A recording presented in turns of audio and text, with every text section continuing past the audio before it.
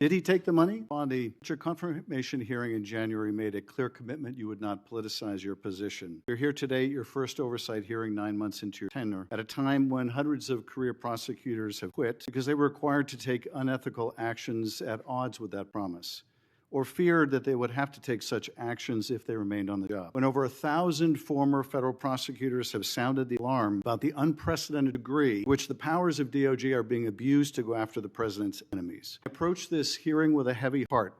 As a former federal prosecutor myself, I served in a department that, whether it was under a Democratic or Republican president, would never use the office to go after the president's enemies or to hide the corruption of his friends. But today, the Justice Department has been used to cover up the possible corruption of the mayor of New York or of a high-level administration official taking $50,000 reportedly in cash in a bag, or a child sex predator who befriended the president and some of his cabinet members. And instead of preventing partisan weaponization, your department has engaged in a brazenly political prosecution at the president's explicit direction. The department has become President Trump's personal sword and shield to go after his ever-growing list of political enemies and to protect himself, his allies, and associates. My questions therefore focus on these two themes: hiding the corrupt acts of his friends and prioritizing the political prosecution of his enemies. So let me start with the shocking allegations of bribery and pay-to-play. 2 weeks ago, 4 major media outlets reported that Tom Hman, the president's top deportation official working in the White House, took $50,000 in cash in a bag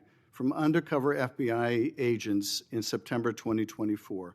Just over a year ago. According to these reports, Hman indicated he would facilitate securing contracts in exchange for money once he was in office in a future Trump administration. Reportedly, this exchange was caught on tape. Rather than pursue this investigation without fear or favor, the department and the FBI under your leadership or that of your predecessor before you confirmed quietly shut it down. Once news broke, your deputy and FBI director issued a joint public statement confirming that the Trump administration closed the investigation. White House Press Secretary Caroline Leavitt denied Hman took the $50,000, telling a reporter, quote, "Mr. Hman never took the $50,000 that you're referring to, so you should get your facts straight." So today, I hope you can help us get our facts straight. Was that true, what the White House Press Secretary said when she denied Hman took the money? Did he take the money? Senator Schiff, as I stated earlier, I was not in office. I was not confirmed when that was handled. So does that Deputy Attorney General Blanche and Director Patel said that there was no evidence that Tom Hman committed a crime. Yet now you're putting his picture up to slander him.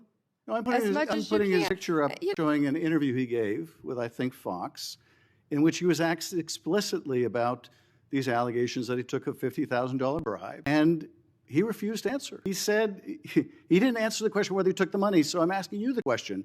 Did he take the money? Senator Schiff, I answered that question multiple times. And frankly, with respect, I don't think you did. But in case I just didn't hear you, what is the answer? Did he take the money? Senator Schiff, that happened prior to my confirmation as Attorney General. I said that. Do you know, sitting here, whether he took the money? All I know is that Deputy Attorney General Todd Blanche and FBI Director Patel said there was no case. And Caroline Leavitt is one of the most trustworthy human beings I know. So and, was she